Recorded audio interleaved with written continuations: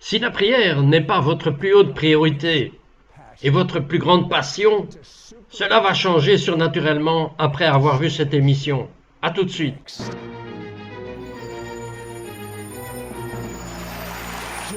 Jim Maxim a grandi dans un foyer d'alcooliques dysfonctionnel.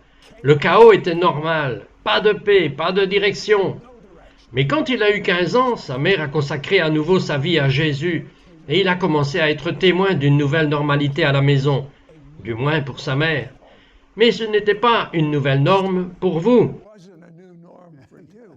Non, pas du tout, Sid. Lorsque ma mère a consacré à nouveau sa vie au Christ, les choses ont changé, l'atmosphère de notre maison a changé. Elle a commencé à être sérieuse au sujet de cette relation qu'elle avait avec son Dieu. D'une certaine manière, c'était comme si elle lui parlait vraiment tous les jours en elle. Nous l'entendions là-bas prier pour nous. Les choses ont donc radicalement changé. Mais pour vous, votre vie était encore un naufrage. Que se passait-il? Oui, eh bien j'ai commencé la drogue hardcore à 15 ans et j'ai continué à boire et donc à l'âge de 18 ans, j'étais un alcoolique à part entière. Eh bien, il y a un rendez-vous dans l'histoire, c'est votre rendez-vous. Cela ne devrait arriver à personne, mais c'est arrivé à Jim.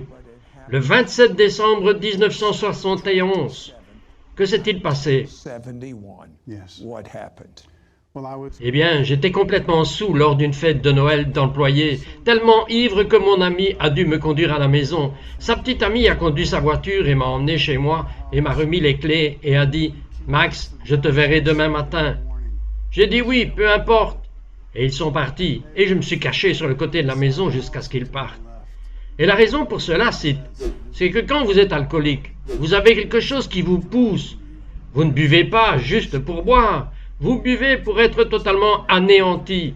Et donc, comme il partait, je suis remonté dans ma voiture, je suis sorti encore un peu. Et j'étais à un feu rouge dans ma ville, et j'avais un vieux magnétophone à 8 pistes dans ma boîte à gants, et je me suis penché pour changer la cassette, et il est tombé par terre. Et comme je me penchais pour le ramasser, j'étais tellement ivre, que je me suis évanoui.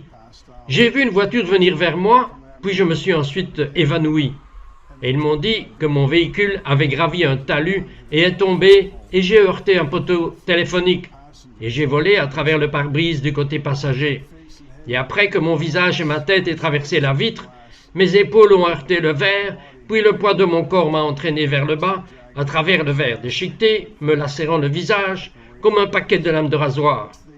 Ils ont dit que mon visage était sur le plancher du compartiment passager, et quand les flics sont venus me chercher, ils se sont calés en mettant le pied sur le sol pour me prendre. Le flic m'a dit plus tard, il a dit « Maxime, quand j'ai mis mon pied dans la voiture, le sang est monté sur le dessus de ma chaussure.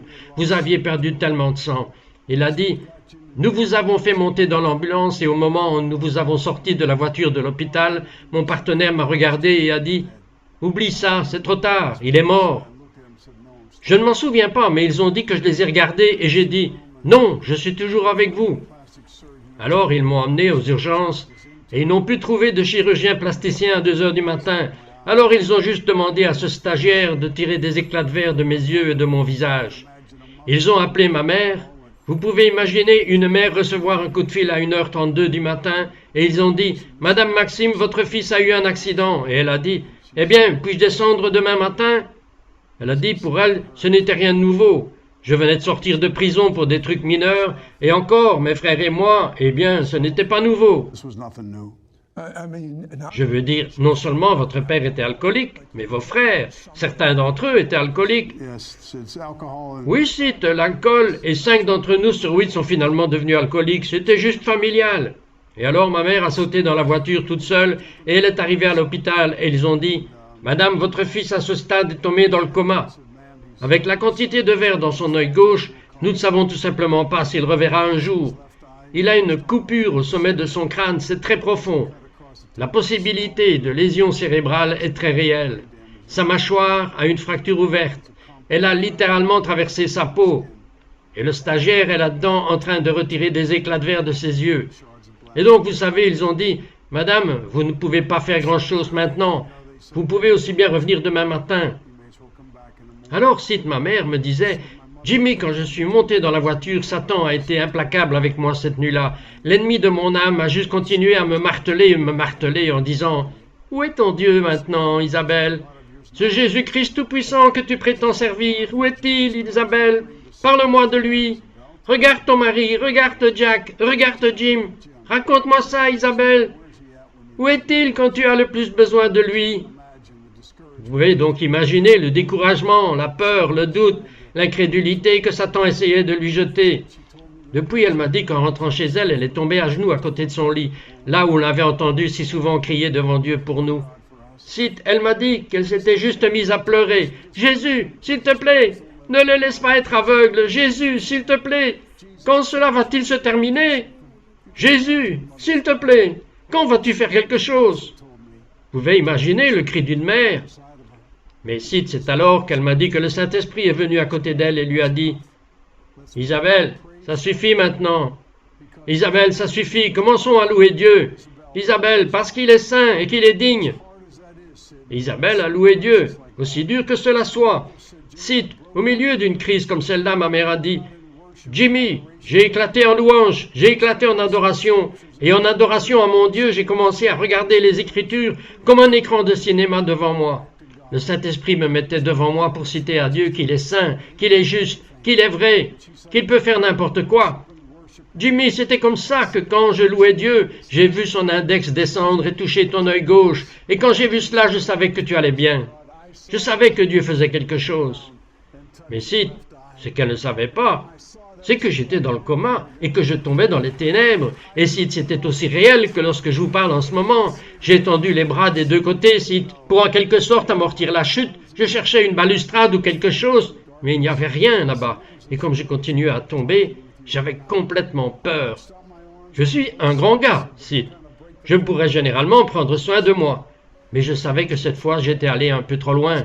J'étais dans un endroit, Sid, qui n'était pas destiné à l'humanité, et je le savais. Je ne savais juste pas ce que c'était. Je n'avais jamais lu la Bible. Je n'étais jamais allé à une réunion de prière, ou dans une église chrétienne, telle que nous les connaissons. Je ne savais pas qu'il y avait des esprits méchants dans les hauts lieux, des forces démoniaques qui vivaient à l'intérieur de moi. Je n'en avais aucune connaissance. Mais si, alors que je tombais dans l'obscurité, ma chute s'est arrêtée et j'étais comme dans une pièce noire. Et je regardais par-dessus mon côté gauche pour la première fois de ma vie. J'ai vu deux créatures qui se tenaient juste là et je savais qu'elles allaient me faire quelque chose. Je ne savais pas que c'était des démons. Je n'avais jamais compris ce concept, comment pourrais-je? Je n'avais jamais lu la Bible. Mais ces deux choses, quelles qu'elles soient, elles étaient réelles et elles allaient me faire mal. Il y avait une attraction, comme une attraction magnétique, essayant de me ramener derrière ce mur là-bas. Si c'était l'enfer, je ne sais pas. Mais je sais qu'il voulait me faire du mal. Je ne comprenais pas, Sid, mais c'était des démons. Je l'ai appris plus tard en étudiant la Bible. Ils vivaient en moi. La Bible dit, ne donnez aucune place au diable. Eh bien, je leur ai donné toute la place. Alors ils avaient tous les droits. Ils avaient un droit sur mon âme. Et Sid, comme ma mère était à la maison en train de prier pour moi, alors qu'elle disait qu'elle avait vu l'index de Dieu me toucher, alors qu'elle était à la maison criant à Dieu pour la valeur de la puissance de la prière, Jude nous dit « Ayez pitié de ceux qui doutent, en arrachant les autres, comme pour les faire sortir du feu. » C'est ce qu'elle faisait par la prière. C'est pourquoi la prière est si puissante. Et c'est alors qu'elle priait pour moi, c'est alors que Jésus est venu à moi. Mais comme il est venu à moi, l'essence de la discussion, ce qu'il n'a pas dit, est ce qui m'a le plus choqué. Sid. Quoi? Pourquoi devrais-je t'aider maintenant, espèce de perdant, espèce d'imbécile? Il a ri. Il n'a pas dit cela. Non, vous savez, il aurait pu dire cela. Tu te moques de ta mère, tu te moques de moi, tu te moques des gens.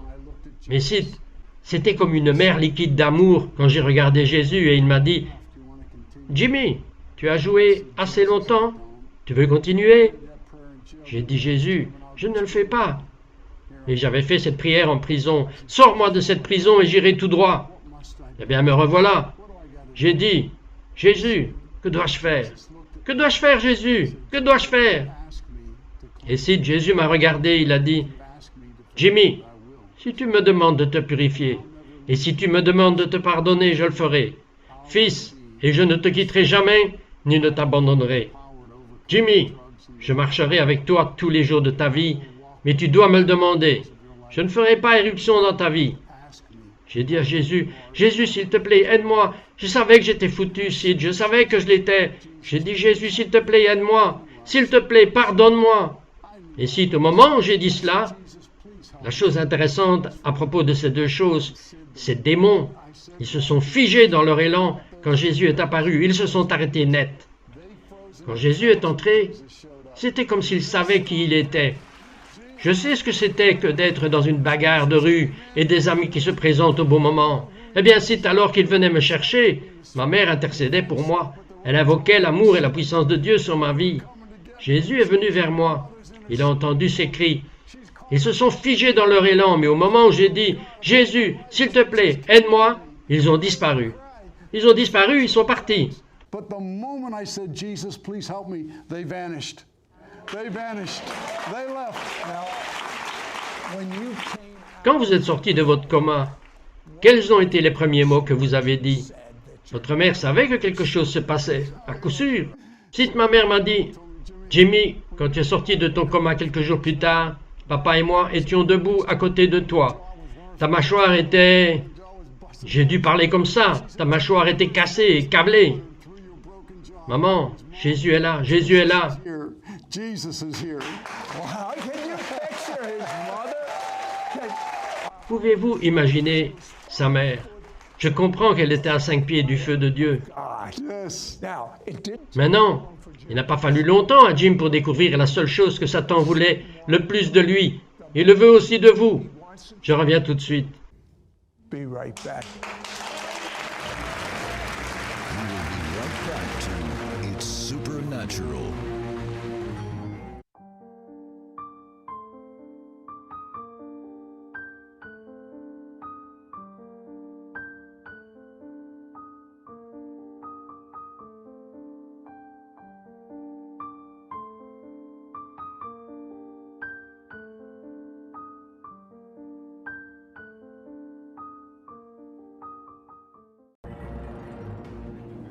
We now return to It's Supernatural.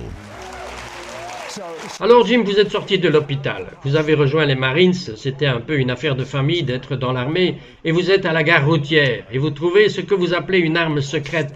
Elle vous attendait presque. Parlez-moi de cela. A secret weapon. It was almost waiting for you. Tell me about that. Oui, Sid, mon père m'a déposé à la gare routière au centre-ville de Pittsburgh pour aller à l'île de Paris. Et j'étais assis là et j'ai regardé et j'ai vu ces petits livres noirs posés là. J'ai dit, eh bien, pourquoi pas, qu'est-ce que c'est? Et je l'ai ramassé. C'était une Bible des Gédéons, un Nouveau Testament. Et devant, il était écrit, quand tu as peur, quand tu es seul, quand tu quittes la maison, tourne la page. Eh bien, cela m'a guidé vers ce livre appelé Apocalypse, chapitre 3, verset 20. Oh, après avoir vu ces démons, et je n'avais jamais lu la Bible de ma vie. Alors, cela m'a amené à ce livre, Apocalypse 3, verset 20. Il est dit, « Voici, je me tiens à la porte et je frappe. Si quelqu'un entend ma voix et ouvre la porte, j'entrerai en lui, et je dînerai avec lui, et lui avec moi. » Et c'est essentiellement ce que Jésus m'a dit, l'essence de notre discussion quand j'étais inconscient. Alors elle m'a guidé vers Romains 10, 9. Si tu confesses de ta bouche le Seigneur Jésus et crois dans ton cœur que Dieu l'a ressuscité des morts, tu seras sauvé, car avec le cœur l'homme croit en la justice, mais avec la bouche la confession se fait, avec pour résultat le salut. Et ainsi j'ai compris pour la première fois de ma vie que ce petit livre avait une sorte de pouvoir, parce que je pleurais. L'Esprit de Dieu venait de me dominer. J'ai attrapé cette Bible, si je l'ai mise sur ma poitrine à cette gare routière, et j'ai dit, Dieu, mets ces paroles en moi. Dieu Tout-Puissant, mets-les en moi. Et j'ai su pour la première fois de ma vie que j'avais une piste sur laquelle courir. Il y a une sorte de chose surnaturelle qui se passe dans ce livre. Eh bien maintenant, je veux que vous regardiez dans la caméra et aidiez les gens à avoir la même rencontre que vous avez eue en ce moment. Jésus-Christ vous aime tellement. Il a donné sa vie pour vous sur cette croix. Je me fiche de savoir jusqu'où vous êtes allé. Je me fiche de ce que vous avez fait. Ce n'est pas grave. Le sang de Jésus-Christ est tout suffisant. Il lave tous nos péchés. Si vous n'avez jamais demandé à Christ d'être votre sauveur, si vous avez côtoyé le christianisme, si vous avez côtoyé des chrétiens, mais si vous n'avez jamais demandé à Christ d'être votre Seigneur et Sauveur personnel, dites cette prière avec moi. Père, In the name au nom de Jésus, In the name of Jesus, je viens vers toi come to you. as a en tant que pécheur and I et je confesse tous mes péchés And I confess all of my sin. et je te demande de me purifier et de me pardonner, I'm asking you to cleanse me and forgive me. break de briser le pouvoir du péché dans ma vie. Break the power of sin in my life. forgive Pardonne-moi, Jésus, Give me, Jesus, and help me et aide-moi à t'aimer. in your En ton saint et précieux nom, j'ai prié. holy and precious name, I pray. amen. Amen. When Jesus Lorsque Jésus a dit dans Matthieu 6,6, « Va dans ton lieu secret et ferme la porte, et ton Père qui voit en secret te récompensera ouvertement. » Jésus venait à moi tôt le matin. Il venait à moi. Dieu le Père disait, « Jimmy, viens, Jimmy, je suis ici. Jimmy, viens avec moi. » En d'autres termes, Jimmy sort du lit. « Jimmy, je veux te parler, je veux t'aimer, je veux t'apprendre des choses dont tu ne sais rien. Jimmy, si tu viens avec moi, je commencerai à parler à ton cœur. » Je me levais et je marchais quelque part dans les bois, je m'enfuyais, je prenais ma Bible et je ne savais rien de Christ. Comment pourrais-je? Mais Jésus a commencé à me parler. Et alors j'ai lu cette petite histoire que Jésus a dit. Il est avantageux pour vous que je m'en aille, parce que si je reste, le Saint-Esprit ne peut pas venir. Et puis j'ai commencé à dire, le Saint-Esprit, que veux-tu dire? Et puis le Saint-Esprit, j'ai appris que c'était une personne, pas une chose, mais une personne. Et alors que j'ai commencé à parler au Saint-Esprit, il commença à me parler, il commença à m'enseigner les Écritures. Il a commencé à écrire les Écritures sur la porte de mon cœur, et dans mon esprit j'avais l'impression que je pouvais voir les Écritures devant moi. En pensant que je le disais au gars des Marines, je regardais mon visage. Mon visage était totalement déformé. J'avais dû subir 6 mois de chirurgie plastique, ce qui est un miracle. Je n'ai pas le temps de l'aborder aujourd'hui, mais les Marines l'ont fait. Mais ils regardaient mon visage déformé et me demandaient, et je savais pourquoi ils demandaient. Parce que le Saint-Esprit avait fixé ce temps. Je ne savais même pas ce qu'était un témoignage. Si, tout ce que je savais, c'était que je devais leur parler de mon meilleur ami, Jésus. Dieu veut vous combler de son amour, de ses bénédictions. La prière est le plus grand cadeau que Dieu m'a donné à côté de mon salut, l'intimité avec lui. Il veut m'aimer, il me prend dans ses bras chaque jour et m'imprègne de sa puissance, de sagesse, de connaissance et de compréhension. Pourquoi? Parce qu'il dit, si vous êtes méchants, vous savez comment faire de bons cadeaux à vos enfants. Combien plus donnerai-je de bonnes choses à ceux qui le demandent? La prière est simplement ma communion avec mon Père. La prière est ma communion avec Jésus et ma communion avec le Saint-Esprit, tous les 3, tous les jours. the 3 of them every day. Jim, la chose importante pour un croyant selon la Bible, c'est la prière. Mais la plupart des croyants ne passent pas beaucoup de temps en prière. Ils disent que c'est pour les gens qui sont des intercesseurs. Pouvez-vous nous dire pourquoi? Et avant même de dire cela, la seule chose que Satan déteste le plus, c'est ce qui se passera dans la prière. Quelle est la chose que Satan déteste le plus? Satan La chose numéro 1 que Satan déteste le plus, c'est notre intimité avec notre papa. Je suis sauvé depuis 50 ans maintenant, Sid, et il m'a gardé pendant 50 ans de la drogue, de l'alcool et de tout ça. Pourquoi, Sid? Parce que la seule chose que je fais quotidiennement est de répondre à l'appel quand mon père vient frapper. Sid, tous les matins, ils viennent dans ma chambre, mes 3 meilleurs amis, tous les matins. Je sais que je suis un pécheur. Je sais que la méchanceté est dans mon cœur. Je ne peux pas servir Dieu, à moins qu'il me le permette. Mais chaque jour, Sid, il attend de m'infuser d'une nouvelle touche de sa puissance. Tous les jours, il attend de me parler, de m'aimer. Pourquoi ne voudrais-je pas communiquer avec Dieu, le Créateur de l'univers? Pourquoi ne voudrais-je pas lui demander pour entrer dans mes relations d'affaires? Pourquoi ne voudrais-je pas la sagesse, la connaissance et la compréhension au-delà de mes capacités? Il n'est que Dieu, il n'est que le Créateur de l'univers, et il veut communiquer avec moi. Jésus veut m'aimer, le Saint-Esprit veut marcher avec moi. Pourquoi je refuserais cela, Sid? Si vous voulez un vrai pouvoir surnaturel dans votre vie, alors priez. C'est la seule chose que Satan ne veut pas que vous fassiez, parce qu'il sait que lorsqu'un enfant du Très-Haut crie au Dieu Tout-Puissant, il n'a pas de réponse pour cela. La prière est la seule réponse à tous vos problèmes. He has no answer for that. Prayer is the answer to all of your issues.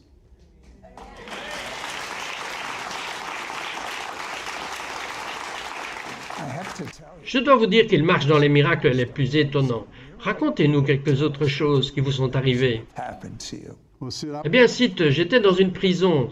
C'est l'expérience qui me vient à l'esprit, c'est cette expérience en prison. Et ainsi, lorsque je marchais vers la prison, j'avais même notes avec moi. Et le Saint-Esprit a dit, « Jimmy, pose tes notes. » Et j'en savais assez. J'ai marché avec Dieu assez longtemps pour savoir, « Ok, je ne sais pas ce qui va se passer, mais je sais que ça va être génial. » Et donc j'ai posé mes notes et je me suis levé à la chaire et j'ai juste commencé à prier. Et comme j'intercédais et que j'avais peur, j'ai dit ça aux gars, j'ai dit, les gars, ce que vous avez fait n'est pas qui vous êtes. Vous êtes ici pour payer le prix de ce que vous avez fait, ce que vous devez faire. Mais ce que vous avez fait n'est pas qui vous êtes. Dieu Tout-Puissant vous aime tel que vous êtes. Et j'ai dit, aujourd'hui est le jour. Vous n'avez pas à retourner dans ce bloc cellulaire avec la culpabilité et la peur et le doute et l'incrédulité et les voix de Satan en vous disant « Tu n'es pas bon, tu n'arriveras jamais à rien, il n'y a rien de bon en toi, il n'y a jamais eu rien de bon en toi. » Mais non, aujourd'hui est le jour où vous pouvez recevoir le salut, la purification et la guérison et vous débarrasser de cette culpabilité parce que Dieu, le Saint-Esprit, est là pour vous toucher. Et si c'était comme si je disais, le premier ici va sortir de prison sans carte. Si je vous le dis, j'ai dit, si vous voulez recevoir ce Christ dont je parle, avancez. Si il y avait environ 150, 200 gars dans la chapelle, et c'était comme s'il y avait un troupeau. Ils ont couru vers l'autel. ran to the altar, Sid, ran. Tout cela vient de sa vie de prière. Si vous lisez et écoutez ces documents, vous obtiendrez cette transmission. Mais j'ai besoin que vous priez pour tout le monde en ce moment qui a la même soif de prière, la même soif d'intimité que vous. Regardez dans la caméra et priez. Look in the camera and pray. Father, Père, au nom de Jésus, nous venons à toi maintenant. D'abord et avant tout, pardonne-nous. Dieu, purifie-nous, Dieu. Pardonne-nous de ne pas comprendre ta sainteté. Mais Père, au nom de Jésus, merci. Merci de nous avoir pardonnés. Et maintenant, Seigneur, donne-nous une présence fraîche de toi. S'il te plaît, Dieu, pour chacun de mes frères et sœurs qui écoutent, Dieu, tu vois notre cri, tu vois le vide de notre âme. Père, ta parole dit que de notre être intime couleront des fleuves d'eau vive. Père, s'il te plaît, libère la puissance de ton Saint-Esprit sur nous en ce moment. S'il te plaît, Dieu, ne laisse personne partir d'ici comme il est venu.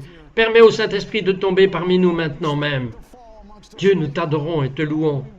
Louez-le, commencez à le louer. Louez Dieu, adorez-le, louez-le, louez-le et adorez-le. Félicitez-le. and worship him, praise him. Pray for deliverance. Priez pour la délivrance, dit maintenant. Father, in the name of Oui, Père, au nom de Jésus-Christ, Seigneur, tu as dit que les armes de notre guerre dans notre nature, fabriquées par l'homme, sont des armes charnelles, mais divines pour abattre des forteresses démoniaques. Alors Dieu, selon ta parole, nous te citons simplement ta parole. Dieu, tu connais comme le monde représenté ici aujourd'hui, tous ceux qui ont un être cher, un ami, une fille, une nièce, un neveu, un mari, qui que ce soit, Dieu. Tu vois cette personne en ce moment? Père, nous te demandons maintenant, au nom de Jésus, s'il te plaît, que Dieu permette au Saint-Esprit de briser l'alcool, les drogues, la pornographie, le sexe, quoi que ce soit. Dieu Tout-Puissant, que cette douce présence de ton Esprit les aide maintenant même. Dieu, qu'ils sachent qu'aujourd'hui ils ont reçu leur délivrance. Fais-leur savoir, Dieu, comme le 27 décembre 1971 était le mien, qu'ils sachent que maintenant même, Dieu, ceci a été brisé au nom de Jésus-Christ. Satan, nous te lions, ainsi que tous les démons de l'enfer. Nous te lions maintenant par le sang du Seigneur Jésus-Christ. Nous te réprimandons sur ces âmes. Au nom de Jésus, nous avons prié.